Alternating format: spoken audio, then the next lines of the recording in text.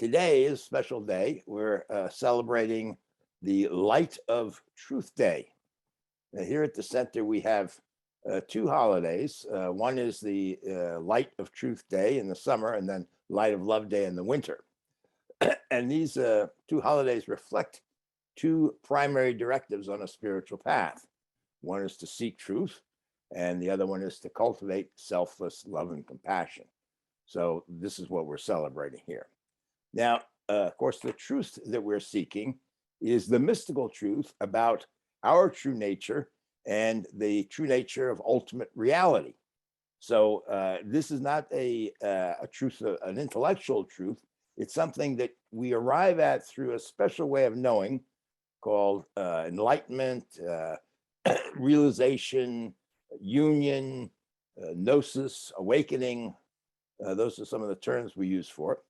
And this day happens to be the day after my 39th anniversary of my gnosis. So 39 is a multiple of 13. And 13 was a very important number in my path for a number of reasons, not the least of which was that the date of my gnosis was August 13th, 1983. So since then, at the first 13th anniversary of my awakening, I gave a talk called State of My Union. And then 13 years later, that was in 1995, I believe. And then 13 years later, 1996. And then 13 years later, 2009, at my 26th anniversary, I gave another talk, the same thing. And then now it's 13 years after that, the 39th. So I thought I would keep up this tradition and give this talk that's State of My Union, or a perspective on what's happened over this time. So in the previous two talks, I covered three areas. One is what's happened to me personally. The second is what's happened with my teachings. And the third is what's happened with what I call my prophetic calling. So I'll explain that in a moment here. So what's happened to me personally? Well, as I said in the last two talks that I gave like this, nothing really. A lot's happened. Jennifer and I got this new house. It's much closer to the center. We've been spending a lot of time fixing it up and things like that. But nothing's happened to me personally, except in the conventional use of that word me. I mean, I can use words I, me, mine, just like anybody else. But one of the things my gnosis disclosed, and the most important thing, was that this character, this I, in the story of I, which through my life anyway, ran through my head almost 24/7, exception being in dreamless sleep, that this character is not ultimately real. It's not, it has no ultimate existence. So that doesn't mean that stories have stopped, that there are a lot of stories. There's no central story anymore. I must say that ended with my awakening, and that I wrote a book about that, Naked Through the Gate. So, but multiple stories continue to arise, and they are all centered around some circumstance. So as a husband, I have stories about being a husband. As a teacher, I have stories about being a teacher. If I go shopping, I have stories about being a customer. If I'm sitting in a dentist chair, then I'm a patient. So all these various stories arise, but the character in them is fictional, like characters in a movie. So I would say, to sum this up, that actually I always thought that gnosis was going to be about attaining something, some state, some bliss, some kind of thing that I didn't have before. And to me, the key was losing something, not attaining anything. And that was losing this experience, this belief that I was some sort of separate self. And I must tell you that that's still lost, thank God. So that sums up where I'm at personally, and it hasn't changed in over 39 years. I say sums up where, see, I'm personally, I have to use conventional words in English to make sense, but they are just a conventional use of that. So what about my teachings? Well, I have written 3 books: Naked Through the Gate, Gate of through Death's Gate, and The Way of Selflessness, and they contain these teachings plus over 200 recorded videos and talks and stuff, which you can find on our website or YouTube or wherever, various platforms and stuff.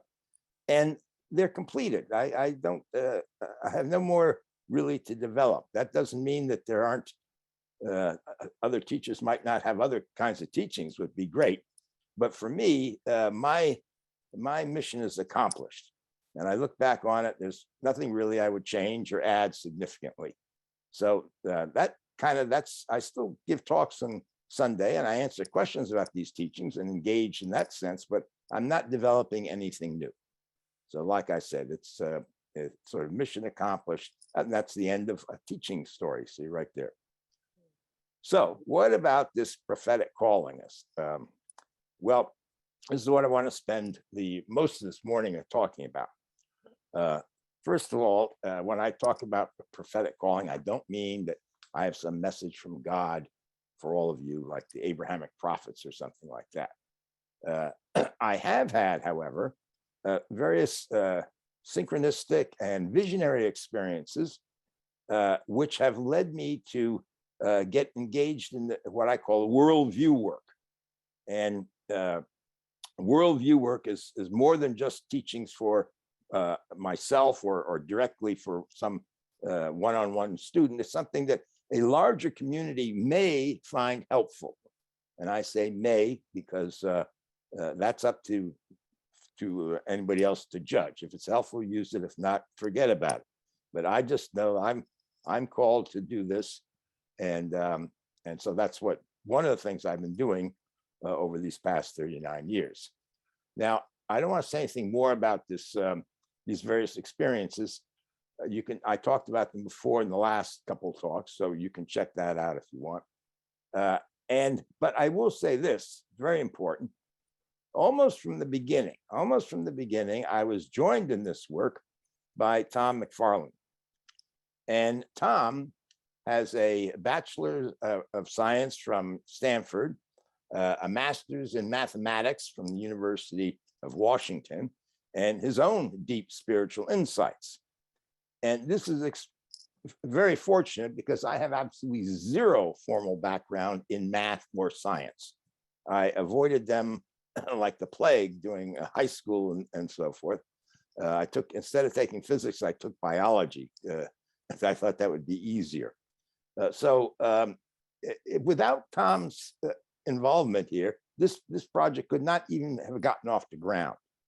And so, and I say my worldview work, but it's really not my worldview work. It's Tom and my worldview work, because he's been a full, complete partner and collaborator in this project. So it's our worldview work. So then why are worldviews important? Why are paradigms important? Another way of talking about it, paradigm. Well, the rise of modern science in the 19th and 20th centuries caused a crisis for all the established world's religions.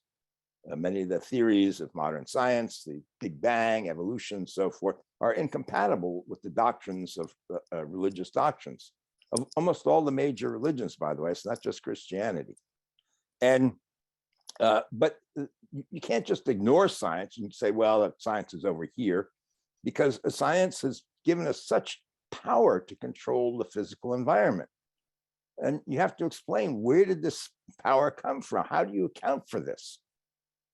Now, I think it's fair to say the worldview of most scientists today and increasingly educated people around the globe is materialism. And part of the reason is materialism seems to be able to account for science. There's a physical world out there, and science goes to work and explores it and understands it, unpacks how it works. And lo and behold, we come up with these theories and they work. And here we are. We've got Zoom. We're sitting here with this fantastic technology, which you can't get by praying, by the way. So you can't pray for Zoom and have it appear. So this tremendously powerful uh, um, tool in our hands, the science gives us. But uh, materialism, from a materialist point of view, spirituality in particular, and mysticism, I mean, spirituality in general, and mysticism in particular, is superstitious nonsense. So when people hear scientists dismissing mysticism and mystics, so forth, as obsolete and whatnot, discourages them from investigating for themselves mystical teachings and getting involved in mystical practices. So materialism as a worldview can be a big obstacle for people who might otherwise be interested in getting involved in mysticism. So that's one of the main reasons why a new worldview is needed here. But there's another ironic development, and that is that materialism itself has been plunged into crisis, and it's brought on by advances in modern science, particularly quantum mechanics. So it's very hard to explain quantum mechanics from a materialist perspective. So we need some new worldview. Worldviews and paradigms are really important for human beings and for human societies. They give us a common way of looking at things, and they give us a common set of values. And without that, you can look around today and you can see what happens when worldviews start to break down, when paradigms start to break down. You get this fragmentation of society, which is going on right now. So this isn't just an intellectual exercise, it has real consequences. And people start, splitting up and moving into their own worlds, literally based on their worldviews, and they can't even talk to each other anymore. So, and this is happening in this country, but it's also happening elsewhere in the globe too. So we're slipping into a serious situation. So we really do need a new worldview, a new paradigm. And this new paradigm has to do at least two things. It has to, first of all, show that, from our perspective, show that mysticism and science are compatible, that they are similar but different ways of understanding the same underlying reality, as we say in our mission statement. But also, it has to account for why science works.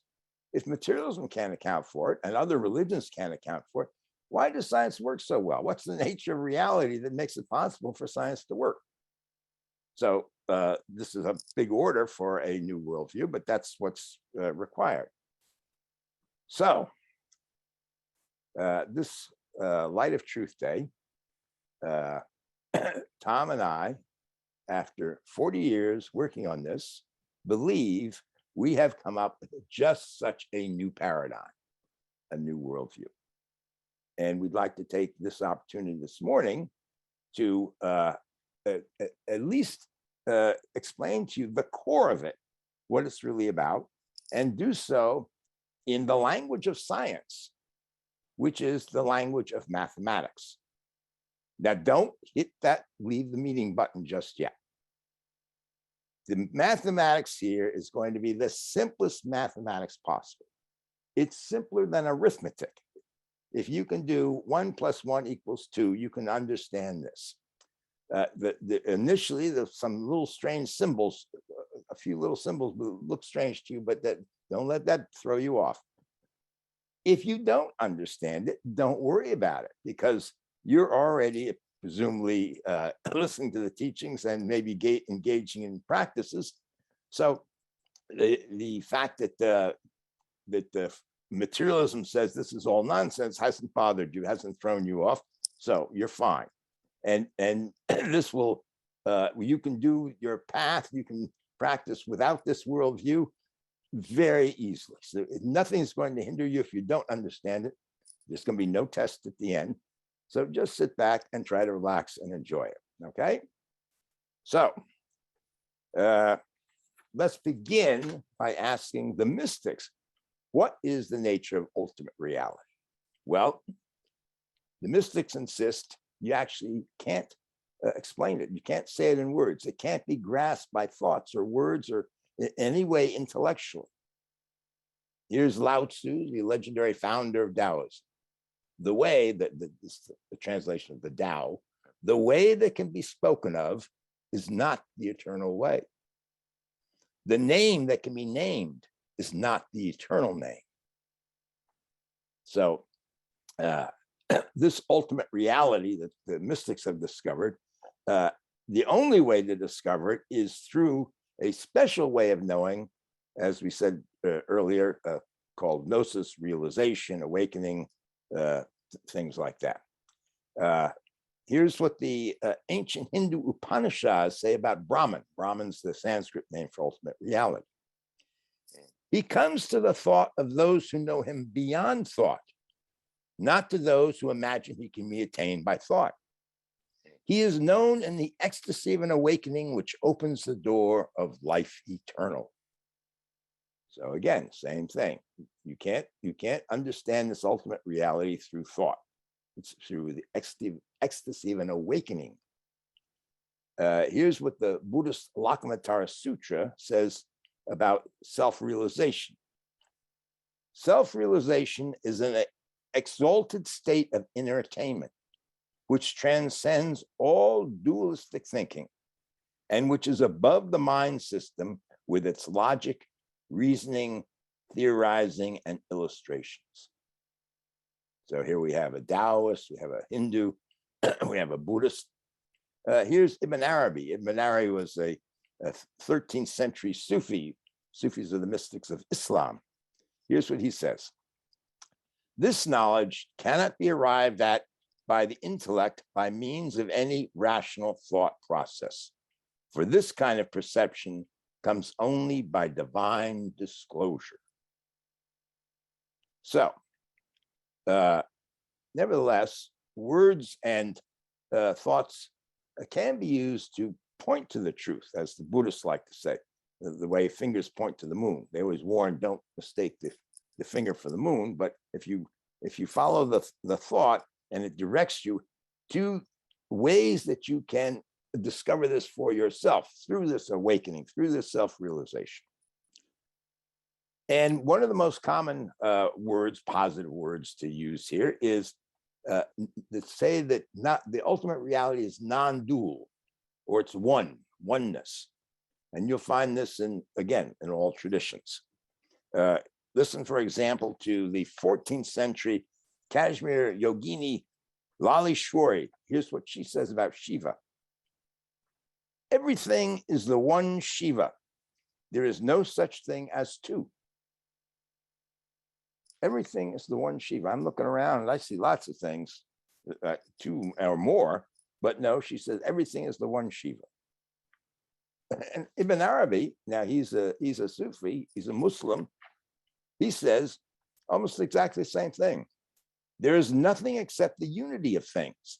There are no two things, and no distinctions can be made. And here's the 6th century Christian mystic Dionysius the Areopagite. The one may be called the underlying element in all things. And if you take away the one, there will be neither whole nor part nor anything else in creation. The reality is that all things are contained beforehand in and are embraced by the one in its capacity as an inherent unity. Now, and here, Jewish mystic master, 18th century Menachem Nahum. There is nothing besides the presence of God. Being itself is derived from God, and the presence of the creator remains in each created thing. So here's a pencil. So somehow God's in this pencil. I don't necessarily see that. I mean, but this is what the mystics are saying. The Buddhists are known for using a negative term, shunyata, which translates usually void or emptiness. And they say that the nature of everything, like this pencil, is empty of any inherent existence. Now, instead of Menachem Nahum says this, the real being of this is God, and they say the real being of this is not pencil. They're just putting it in a negative way. It doesn't have any being of its own. So, and that's the true nature of everything. Everything is empty of inherent existence. All forms. But now, if we start to think in terms of a dualistic situation where we have emptiness and then there's form, the great Prajnaparamita Sutra tells us, emptiness is form. Form is emptiness. Emptiness is not other than form. Form is not other than emptiness. So, again, we have to use words, but whenever they set up a duality, there's a teaching that tries to point beyond that. It's especially important to realize that this applies to the duality between subject and object or self and world. That's not a true duality, because all our suffering results from taking that distinction to be having some sort of inherent existence. And this is why the Tibetan master Longchenpa, 14th century, he celebrates this realization. Aho, in the perception which is natural and pure from the beginning, arises the wonderful intrinsic awareness that makes one laugh. There is no duality of mind and its object, and the perceiver is void in essence. And here's the 20th century Hindu mystic, Anandamoyama, and here's what she says of Atma Darshana, which means self-realization. What does Atma Darshana, direct perception of that, mean? Seer, seeing, and seen, these three are realized as modifications created by the mind, superimposed on the one all-pervading consciousness. So again, there's the seeing, and the seer. They seem to be three different things, but she says, no, there's just one underlying consciousness, and these distinctions are superimposed on it.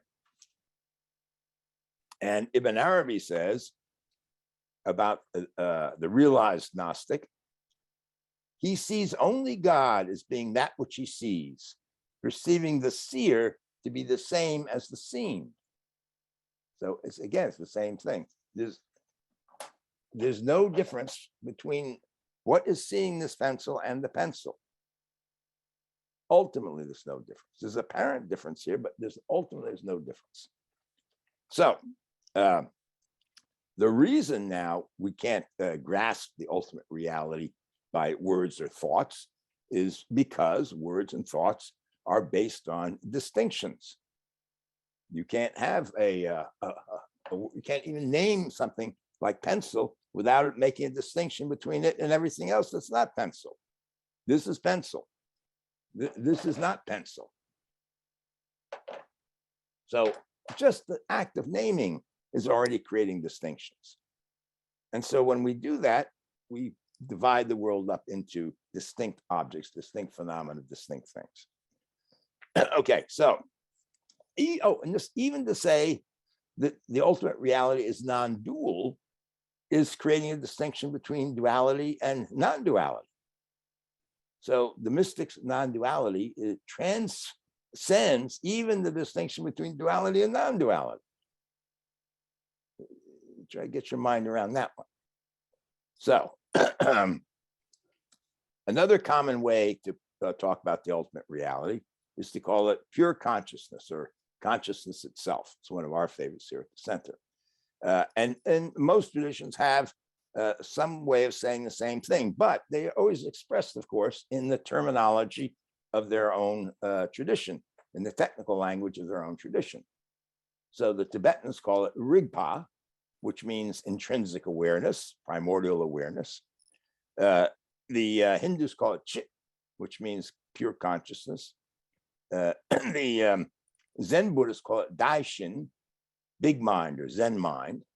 And the Christians say that God is pure spirit. So these Daishin, Rigpa, Chit, they're all different words, but they're all pointing to the same thing. And So our question is, can we then describe the ultimate nature of reality from a mystic's point of view in the language of mathematics, in the language of science?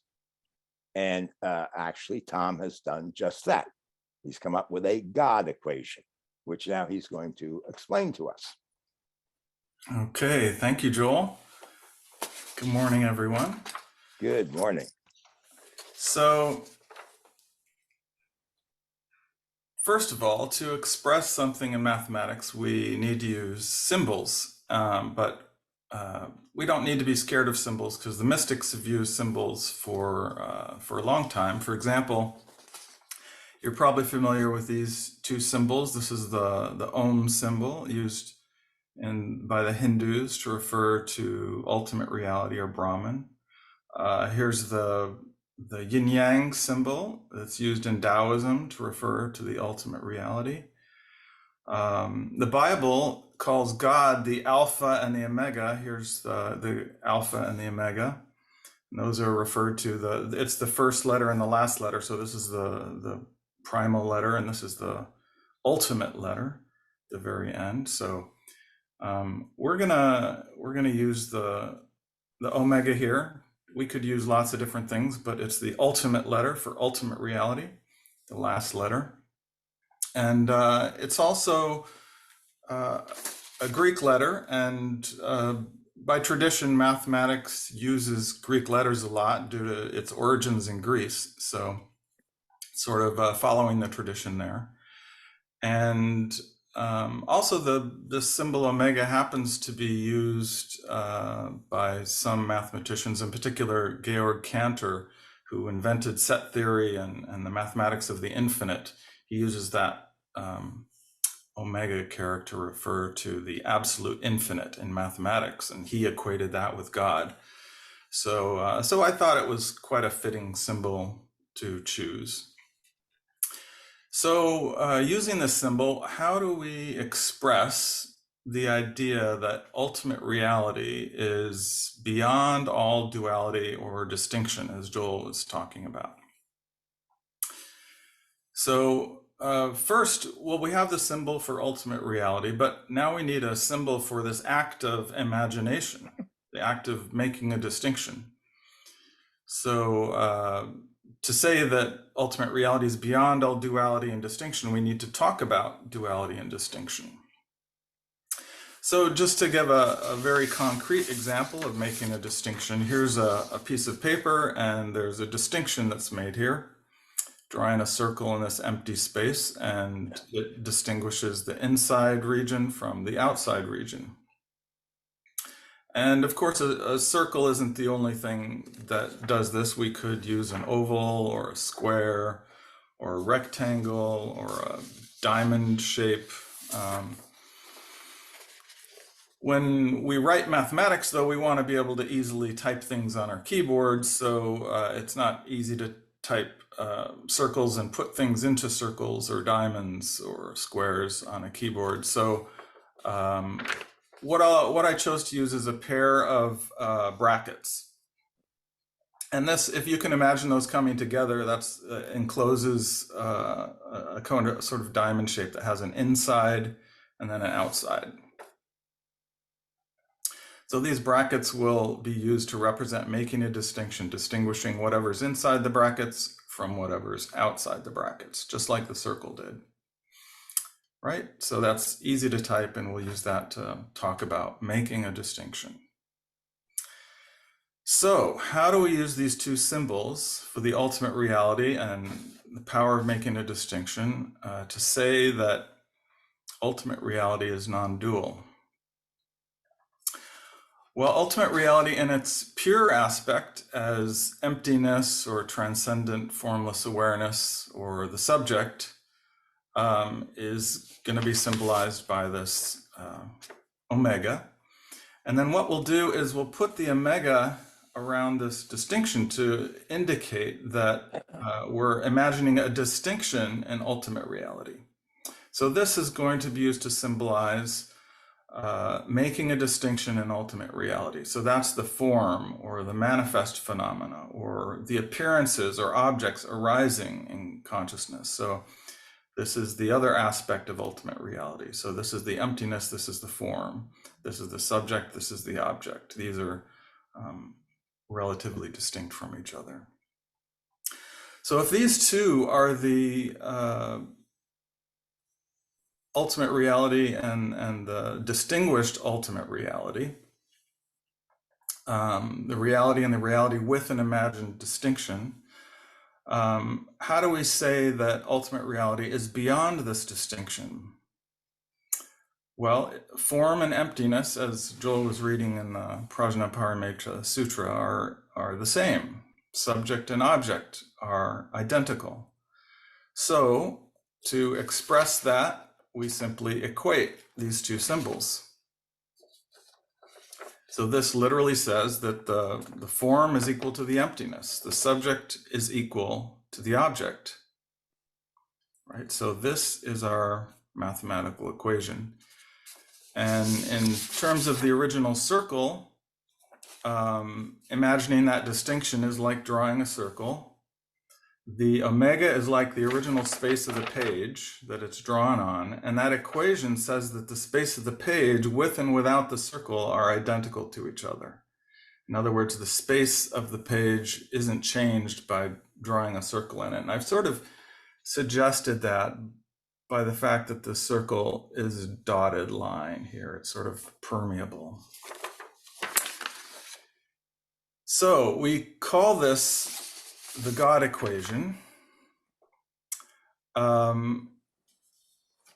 But I wanted to note that this term God equation has been used by a physicist named Michio Kaku. He recently wrote a book called The God Equation. And being a physicist, he uses this to refer to this idea of an ultimate equation in physics. So like the grand unified theory of physics has some equation, and this is the idea that he's suggesting by using that term. And he was kind of inspired to use that from a comment that Einstein famously made. And he said, "I want to know how God created this world. I'm not interested in this or that phenomenon. I want to know his thoughts. The rest are details." So that sort of is the inspiration for this idea of somehow this ultimate equation of physics is connected with God and God's thoughts of how the world is created. But for them, the God equation is more specifically related to the laws of physics, the laws describing this particular physical world that we live in. But for us, the God equation is much more fundamental. It's describing the nature of ultimate reality. So it's not limited to physics. It's describing the ultimate nature of everything at the very deepest core. So this is the ultimate identity of form and emptiness, subject and object. So there you have it, the God equation, which expresses in math the ultimate non-dual nature of reality. Bravo, bravo. Okay, so, but wait a minute now. So now we have this ultimate non-dual reality. We've got that expressed in mathematics, but there's a lot more to come here, because how then, we have to ask, does a cosmos of apparent distinction, apparent dualities arise, which is what we all experience, all the time. In fact, you could say, our problem is we don't have any problem experiencing the form aspect of things. We have a big problem experiencing the emptiness aspect. So we have a very one-sided experience of reality. So, but how does this experience of form, apparently independent form, arise? So let's ask the mystics. Let's go back to Lao Tzu. Here's what he said: "The nameless was the beginning of heaven and earth. The named was the mother of the myriad creatures." The nameless, the Tao, the great ultimate reality, This was before the beginning. This is before forms arose. The named was the mother of the myriad creatures. The myriad creatures is a Chinese idiom that means all things. It doesn't just mean squirrels and butterflies or something, all phenomena.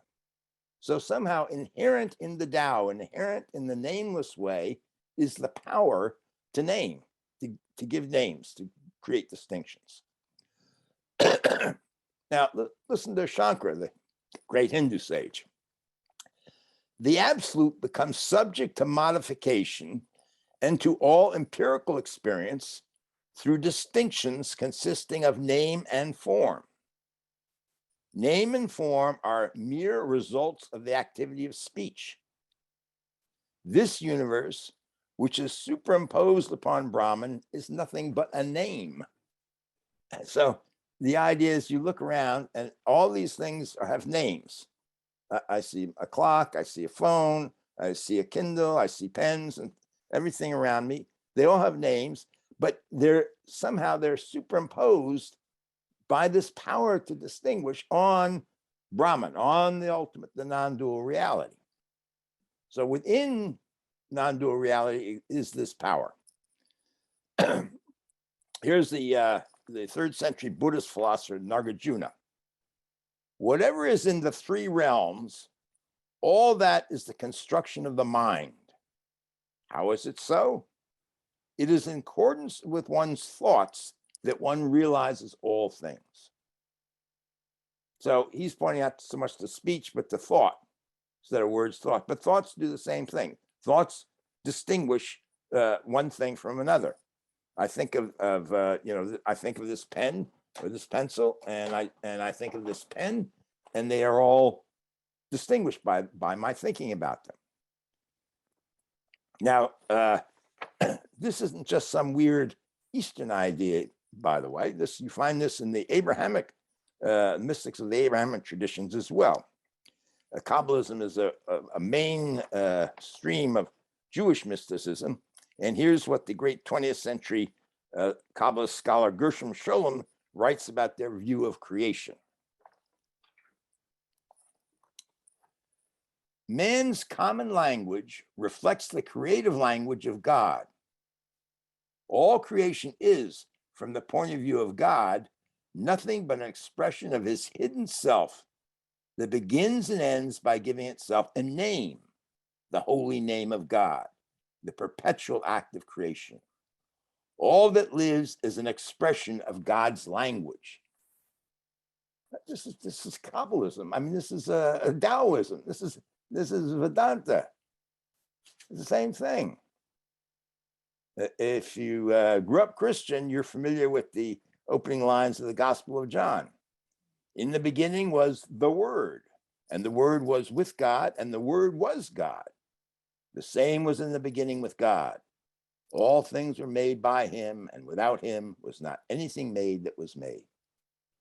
The Word, the power to name, the power to speak. Here's the 12th century Christian mystic, Meister Eckhart's, his mystical commentary on this. All created things are God's speech. The being of a stone speaks and manifests the same as my mouth about God. The Father speaks the Son always in the unity and pours out in him all created things. So he's identifying this power of distinction, this power of speaking, divine speech, with the Son, with Jesus, who's associated with the Word, the Logos. So we find this deep in the heart of Christianity and picked up by Christian mystics. A very similar thing in Islam. Sufis point to this verses in the Quran like, if he decrees a thing, he need only say be and it is, meaning God. If he decrees a thing, he need only say be and it is. So if God says pencil, be, it is. It pops into being.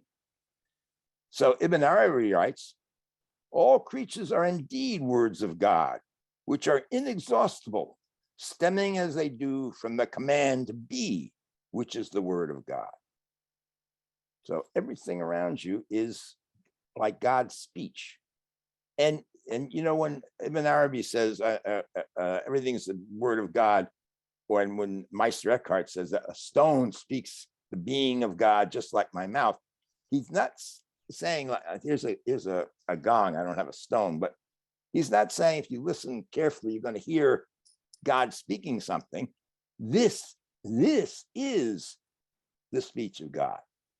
There's no mystery about it, nothing hidden or anything. This is, and as well as everything else. So this makes sense because we just talked about earlier that the nature of words, of thoughts, is to create distinctions. They're all based on distinctions. So it's to go from non-dual pure consciousness, formless consciousness, emptiness, to get to a world of forms. The power is just that power of distinction, that power that Tom and I call the power of imagination. It's a little bit more general, a little bit more fundamental. It doesn't have to be just specifically words. It could be images you imagine in your mind. I can imagine a stone in my mind without speaking about it, and that's already an image that's separate from everything else, seems separate from everything else. So at this really primal level, all cosmoses, all worlds, all worldviews and so forth stem from this power of imagination. People live in very different cosmoses, really, through their experience. A fundamentalist Christian lives in a very different cosmos than an atheist Marxist. An atheist Marxist, in their cosmos, there's the bourgeoisie and the proletariat and class struggle and all that. In an evangelical Christian's world, there's sin and salvation and grace and all that. Almost nothing to do with each other at that level. So, and these two worlds are all come from this power of imagination. As a materialist world, whatever you want to think of, Hindu, Buddhist world, if you've ever seen any of those tankas, those mandalas of the wheel of time, maps out the whole reality, or Kabbalist tree of life, they all come from this primal power of imagination. Create these marvelous worlds, and there's no end to it. There's no end to it. So, can this power of imagination, this to create all these forms, can this be expressed mathematically? Well, Tom, can it? Well, of course, Joel. So let's see if we can express this mathematically.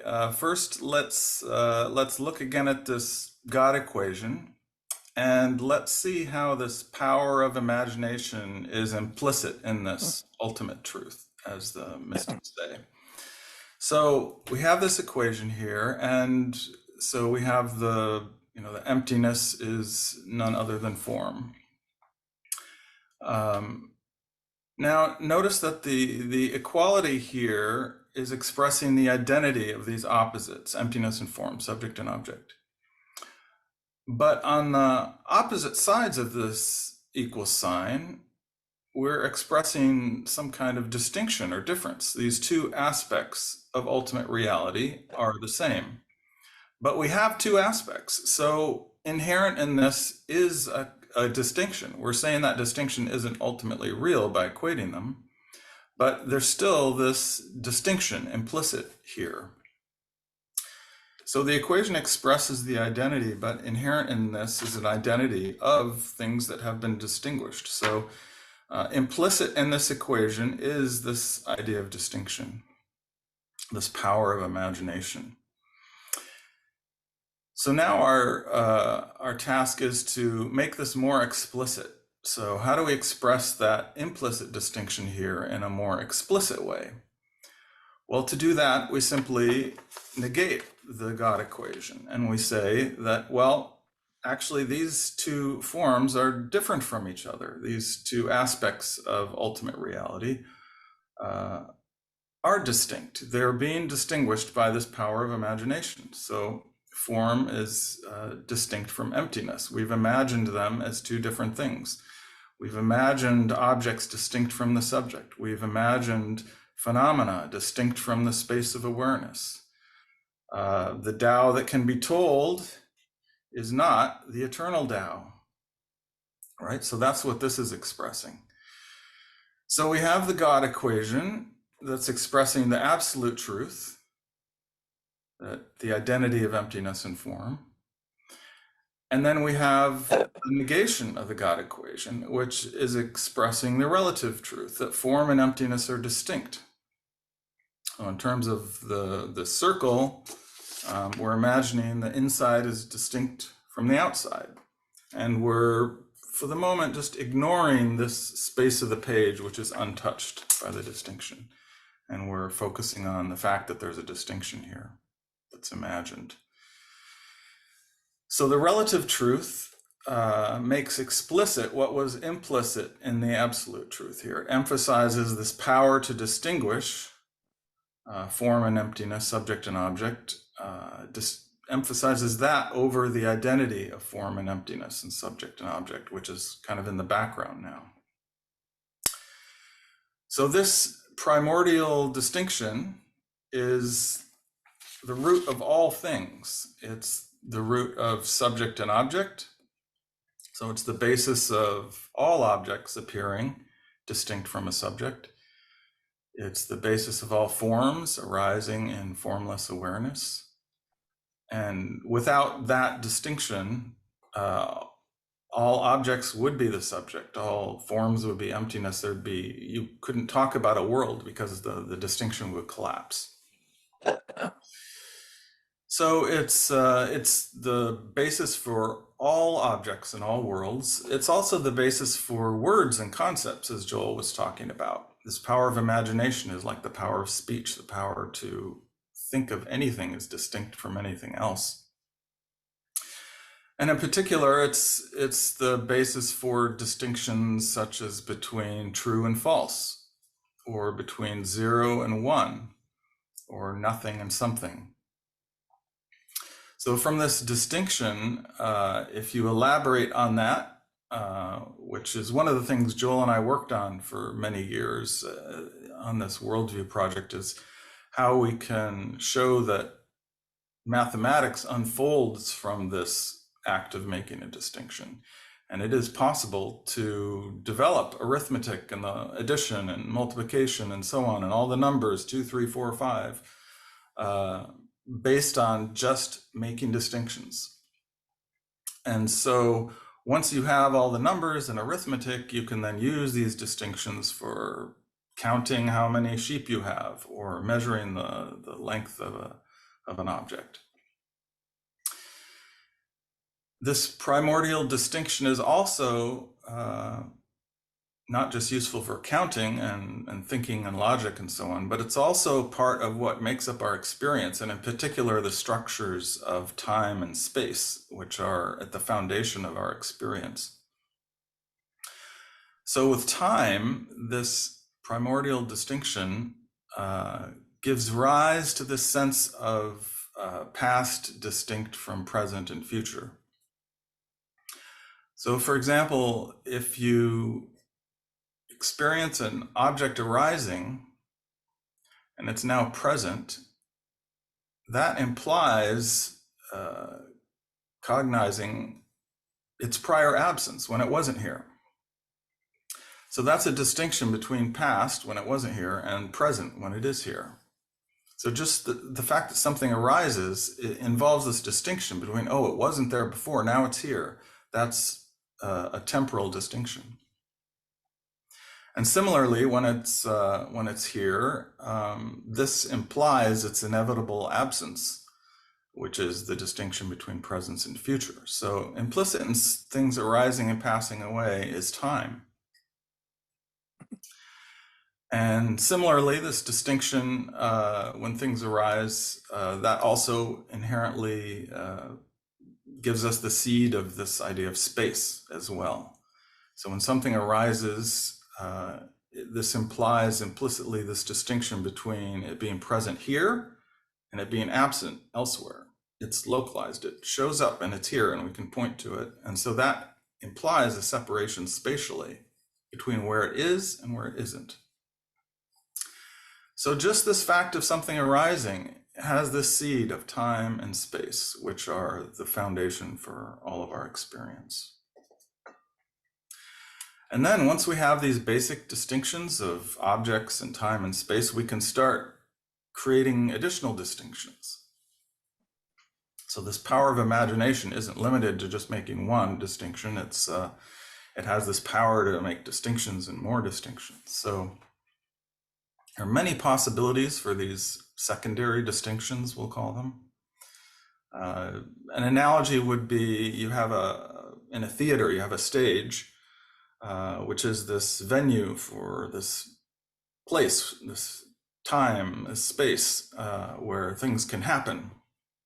And many different plays could arise on that stage, and with different scenes, different props, different characters.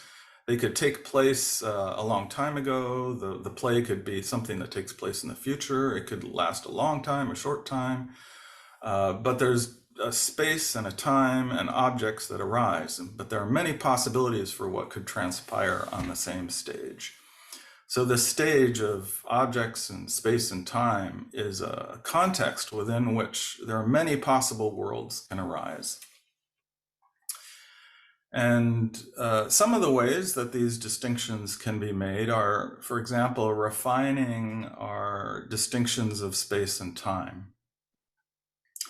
So, for example, with time, we have with the first distinction this basic seed of a distinction between past and present and future.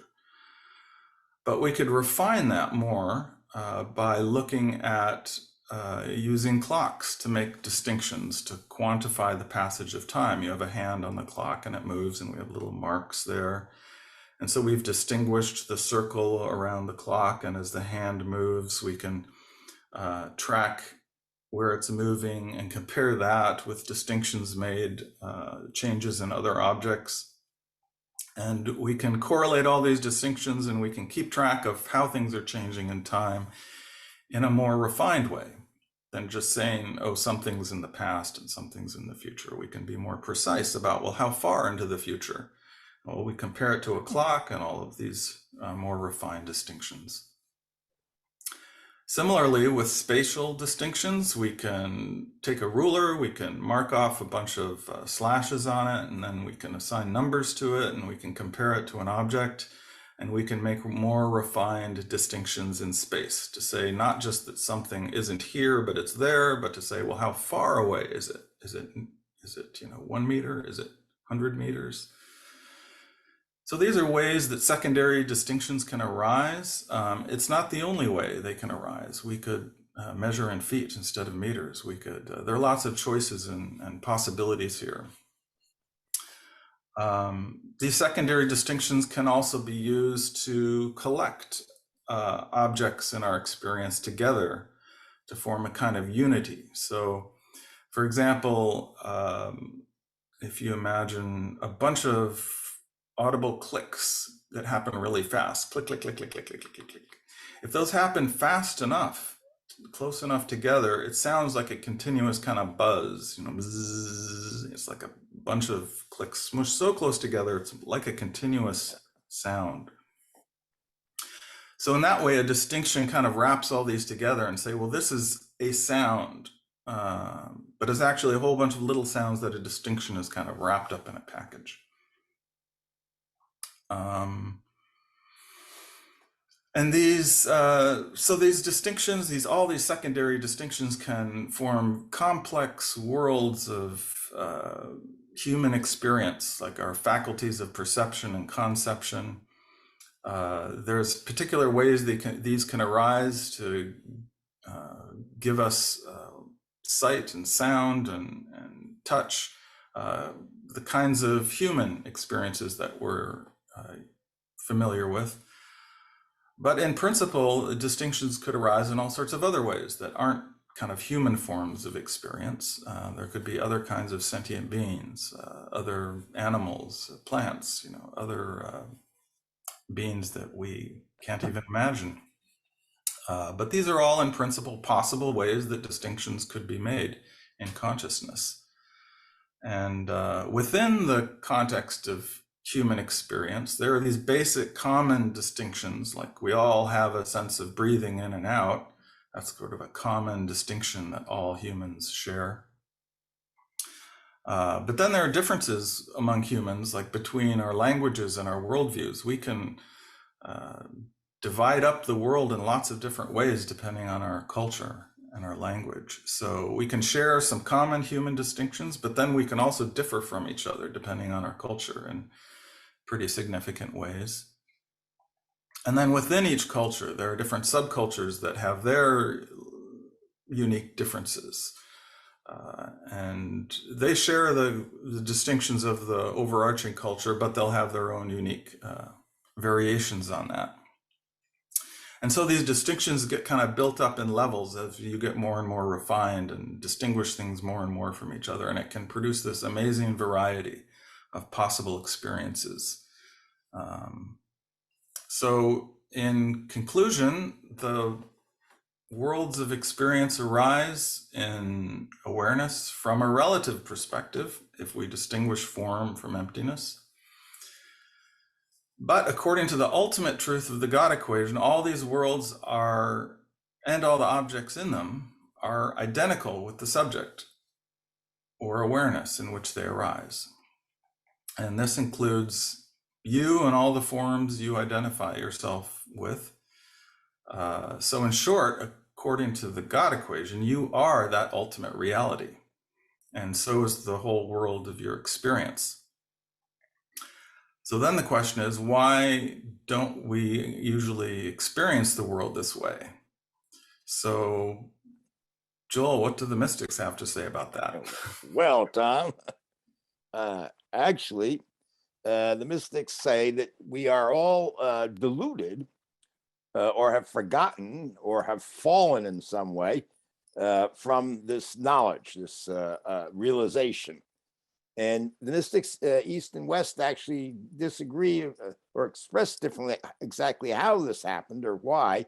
Hindus and Buddhists say that the delusion is beginningless. It has no beginning in time. It's just always been rolling on.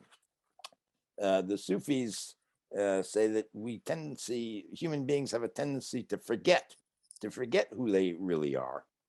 And then, of course, Christians and Jews point back to a mythic time that we have a fall in the Garden of Eden. Interesting, we ate the fruit of the tree of the knowledge of good and evil, the fruit of the tree of distinction. And then since then, we've been suffering from this delusion that we are, we're driven out of paradise and living in a life of toil and suffering and death. So, but despite these kind of mythic background differences, all mystics agree that delusion involves some sort of reification of distinctions. That is, taking them to have a reality they don't have, not realizing they're imaginary, but to taking them to actually be real. So here's what the Lankamatara Sutra says. False imagination teaches that such things as light and dark, long and short, black and white, are different and are to be discriminated, but they are not independent of each other. They are only different aspects of the same thing. All duality is falsely imagined. And in both Hinduism and Buddhism, the delusion is called Maya. Interesting, Maya is related to etymologically to our word magic. The idea is there's some trickery going on. And here's what Shankara, how he explains it. This entire universe of which we speak and think is nothing but Brahman. Brahman dwells beyond the range of Maya. There is nothing else. Are jars and pots and vessels distinct from the clay of which they are made? Man drinks the wine of Maya, becomes deluded, and begins to see things as separate from each other, so that he talks of you and I. And Ibn Arabi says essentially the same thing. He writes, the cosmos is but a fantasy without any real existence, which is another meaning of the imagination. That is to say, you imagine that the cosmos is something separate and self-sufficient outside the reality, while in truth, it is not so. And Meister Eckhart says, but if we will see things truly, they are strangers to goodness, truth, and everything that tolerates any distinction, be it in a thought or a name, in a notion, or just a shadow of distinction. They are intimates of the one that is bare of any kind of multiplicity and distinction. So then the question is, how can we express this delusion in our mathematical language? Tom? So yeah, how do we express this reification or delusion mathematically with this with these symbols that we've been looking at? Well, the God equation expresses the ultimate truth that form is ultimately identical with emptiness, and object is identical with subject, and the negation expresses the relative truth that the power of imagination that's inherent in ultimate reality, from that perspective, forms appear distinct from awareness. And these two equations express complementary truths about ultimate reality. The ultimate reality is beyond distinction, but the relative truth that there's distinction within this identity. So these seem to be contradictory, but really they're more complementary to each other. They're compatible because the distinction is neither real nor unreal. Distinctions are imaginary. And an imaginary distinction between subject and object is compatible with both of these. So the identity of subject and object is the case because the distinction is imaginary, so they're ultimately identical. And yet it's compatible with the distinction between subject and object because we have imagined a distinction between them. So by understanding that this distinction is imaginary and not real, we have really both these truths together. And as long as that's recognized, that distinction is imaginary, there's no delusion. Delusion is as Joel said, the reification of this distinction, taking them to be real. And when distinction is reified, this relative truth that they're distinct is taken as absolute, and the absolute truth is forgotten. So delusion is the forgetting of this ultimate truth of identity beyond distinction and seeing only the distinction here. So delusion is forgetting the God equation and taking only its negation as being true. And what happens when that is reified? Well, space and time and the whole world of objects in experience become reified as well. In particular, the mind-body is mistaken as being some real entity separated from a world of real objects and bound by these real structures of space and time. And this separation and bondage inevitably leads to suffering. Oh my God, I'm going to die and all of that. So you have the whole catastrophe once you've reified this distinction. But the delusion can come to an end by remembering the God equation, the ultimate identity of form and emptiness. Okay. So Tom has just explained in mathematical form these three primary things about the teachings of the mystics. First of all, that ultimate reality is non-dual. Within this non-dual ultimate reality is the power of imagination, the power to make distinctions, and that a cosmos arises from this power, a cosmos of forms, of distinctions. And then what happens is we forget half of that. We forget that the ultimate reality is actually non-dual. And so then we have to live with these dualities as though they were ultimately real. So really, this is the core, the essence of what all mystics say. And here we have it. We can express it mathematically. So that's the that's the first part of what our task is. We can show that our uh, our mystical teachings are compatible with science. They're compatible. They speak the same language as science. But what we do need to show is why science works so well at what it does. Why, above everything else, we have lots of different kinds of knowledge as human beings. We have craft knowledge and folk knowledge and this and that. But science comes along, and science has this peculiar power. So if we can do that, then we've really finished the essential task of what a new worldview has to do, a new paradigm has to do. So, Tom, finally, can you give us just a little explanation of why science works so well? Yeah, so this will be just a sketch here of why science works. And first of all, what do we mean when we say it works? Well, usually when we say science works, it means that we can make some reliable predictions about our future experience. And reliable prediction is actually something we can do in ordinary experience, kind of imperfectly. But science does this much more precisely and much more reliably than we do in our ordinary experience. And it does this through a kind of refinement of our usual way of doing things in ordinary experience. So what does this reliable prediction require for it to happen? Well, if you're going to predict something about experience, somehow experience has to have some kind of order in it. If the world of manifestation were just some random flux, some phantasmagoria of chaos, there would be no predicting anything. So to make predictions, there needs to be order in experience. And we also need, for reliable prediction, to have intersubjective agreement about what we're predicting. And that's just to distinguish subjective things from shared, intersubjectively agreed upon things that we call objective.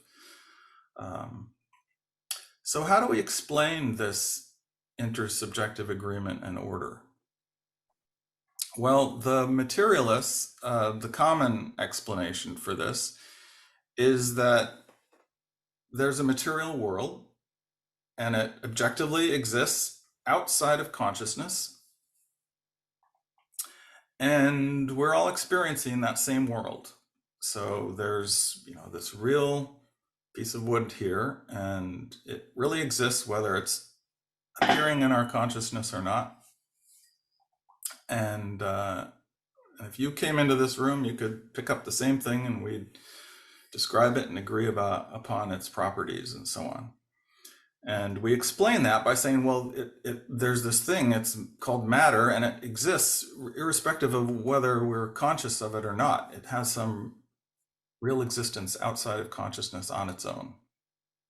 And that's the materialist explanation for how there's order and why there's this agreement about what it is.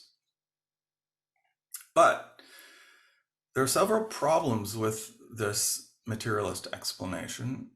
One is that it's assuming this material world that's outside of consciousness. And if it's outside of consciousness, then by definition, it can never be directly experienced because all of our experience is in consciousness. So if something's outside of consciousness by definition, then we can never verify that it exists. We can never directly experience it. So that's sort of a problem that the materialist is positing something that can never be directly verified to exist, because whatever exists is in consciousness. And they're saying, well, there's this matter and it exists, but we can never experience it.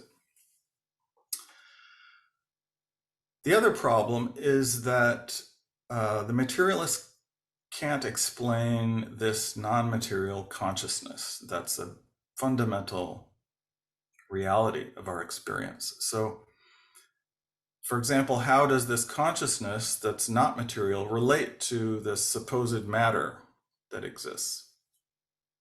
This is the classical mind-body problem, or the hard problem of consciousness, which is discussed a lot by philosophers these days. And they're still struggling with this problem, trying to resolve this conundrum. And the other problem is that the materialist just assumes that somehow there's this material world out there, and it has some kind of order to it, and there's no explanation for where that world came from, or why it has the particular order it does. It just says, well, it's there. Where did it come from? Well, we don't know, and we can't experience it. So there are these problems with the materialist assumptions philosophically. And that's in addition to what Joel referred to, which are the problems with quantum mechanics, and that's a whole nother story. So this new paradigm avoids these problems, and it avoids them pretty simply, at least a couple of them. One is that there's no problem with assuming the existence of something outside of consciousness that we can't verify, because we just don't do that.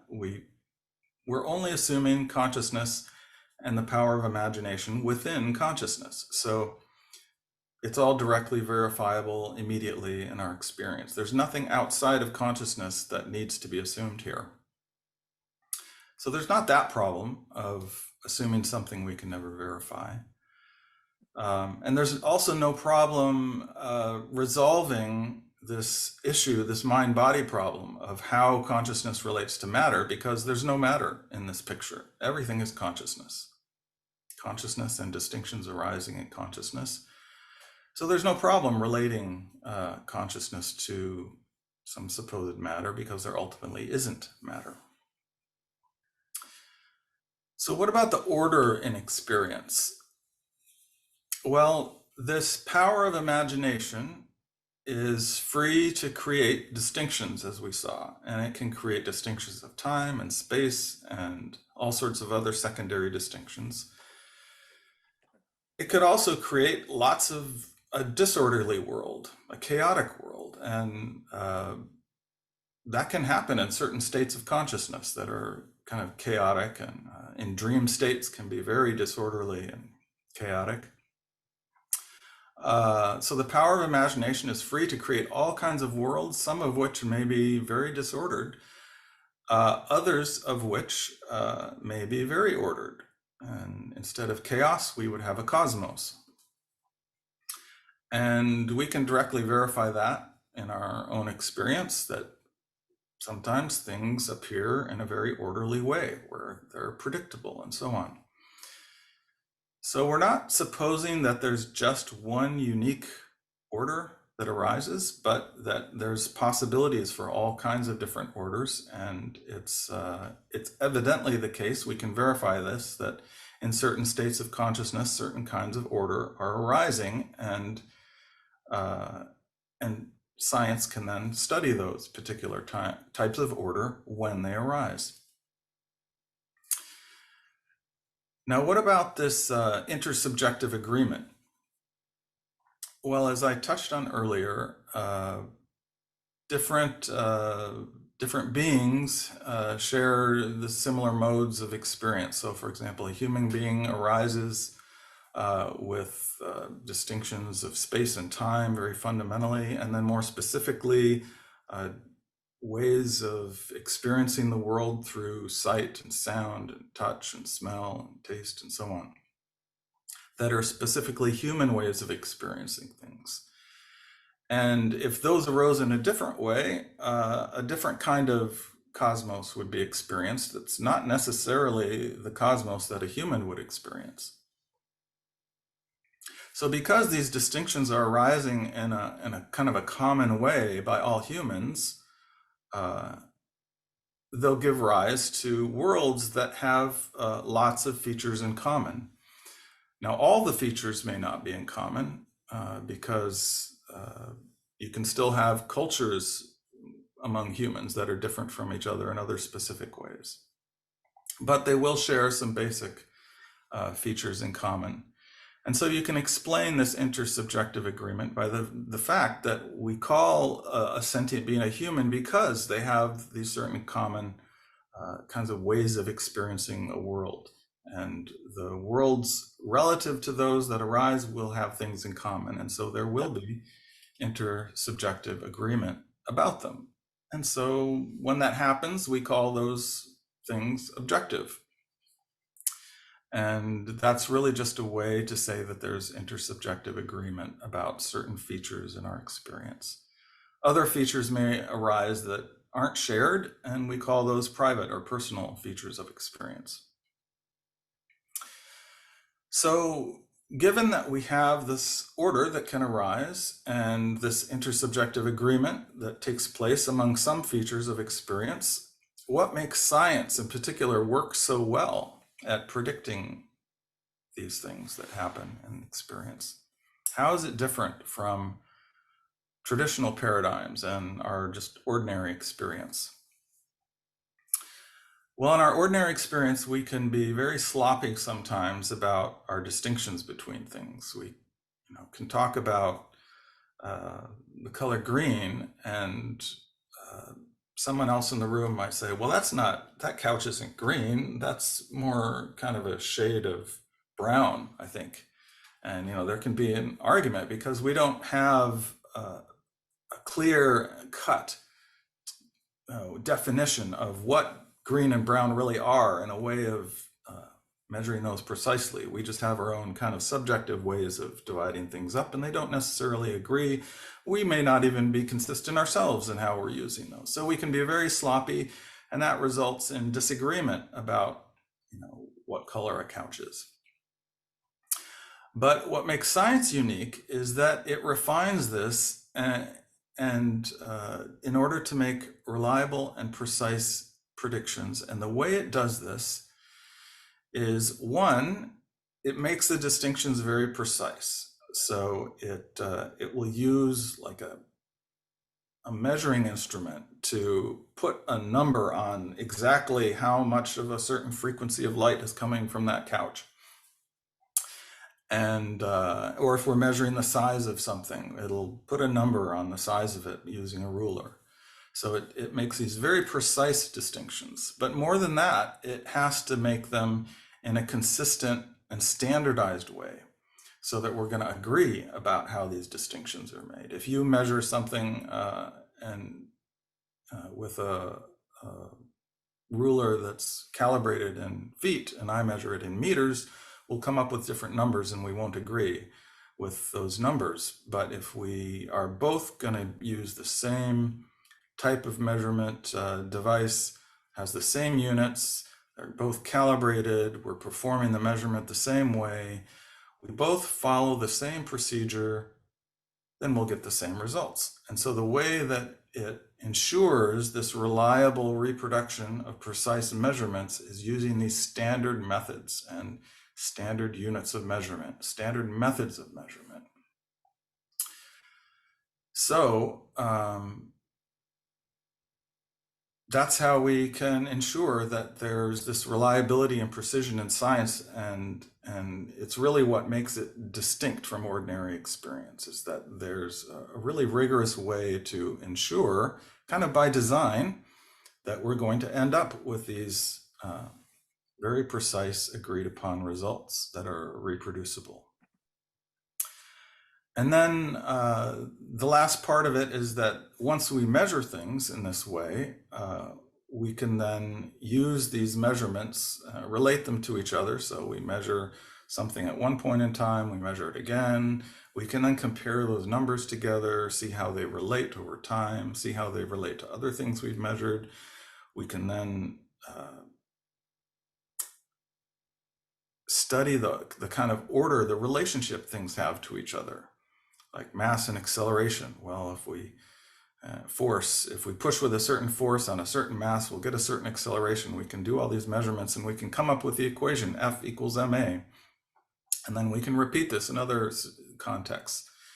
And so we have our measurement results, which are the result of these distinctions we've made in precise, standardized way. And then we have these formulas And the formulas themselves are also mathematical distinctions that, that can be related to those quantities we've measured. And all of this allows us to formulate mathematical theories that can then be tested against experience measurements, empirical measurements. And if they don't match up, we can refine our equation so it better fits experience, and science can progress in this way. And it progresses so well because it's so precise. It makes a very precise distinction that can be tested very precisely, and it allows us to detect very subtle errors in our theory and helps us refine it even better. So that's the basic sketch of how science works based on distinctions in consciousness. And it's all really based on two verifiable facts, which first of all, that consciousness is, and the second is that distinctions can be imagined in consciousness. And these are immediately and directly evident in experience. You can check it out for yourself. No assumptions are needed of anything outside of consciousness, whether physical matter or physical laws or metaphysical beings that keep everything in order. In summary, the science is using precise standard distinctions to investigate the distinctions of experience. And it's the power of imagination, knowing itself through itself.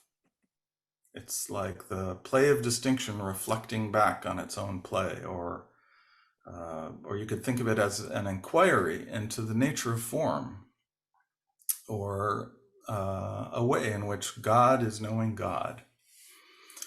So that is kind of an overall sketch of why science works. Beautiful, beautiful. Okay, so just to wrap up here, first of all, I think it's important to add that science is not the only way God gets to know God. Science is a way that God gets to know God through the physical experience. And in fact, we define physical roughly, not being too technical, but roughly anything that can be measured is physical. If you can measure it, it's physical. So it's the definition of physical doesn't mean something outside of consciousness. Again, it just means whether it can be measured. And what's physical, the area, the realm of what's physical can expand. We get more precise measurements, then the realm of physical will expand. So there's no problem with having a duality between physical and mental or anything like that. Just that's a very simple definition. But measured with these standard scientific instruments, by the way, not just any kind of measurement. But there are other areas of life that are explored in different ways. We have literature and art and music and so forth that explores the distinctions and correlations in other areas of life. We have the phenomenon of dreams, which is outside of the physical. And we have the archetypal realm. We have visionary experiences and so forth. So these other areas of life, they aren't physical, but it doesn't mean that they're any, in a relative sense, less real or less valuable than what's physical. So this whole attempt to reduce everything to matter or to the physics, there's no need to do that. We throw that out the window. We've got other areas that just can be just as valuable and in that sense, just as relatively real. So that's just one thing to keep in mind. And then what does all this have to do with you personally? There's some heady stuff here, some of especially Tom's end of it. Well, if you take this inquiry, if you take it personally, if you go back to the first distinction or any distinction here, and you start to make an inquiry. So I have this gong, I'm holding up this gong, and this gong appears to be outside of my awareness. appears to exist outside. There's me and there's this gong. So if I say, well, but wait a minute, where is actually the boundary between me and this gong? And I start to go explore that, and in all kinds of ways, through meditation, through refining my awareness through meditation, but and also like sense of touch. Well, one of the things is this gong seems to be something heavy in my hand. There's a sensation. But really, is the sensation of two things? Is there sensation of a hand and a gong, or is there just sensation arising in consciousness? What's the difference? What's the sensation? Here's sensation, and here's sensation. I look and see.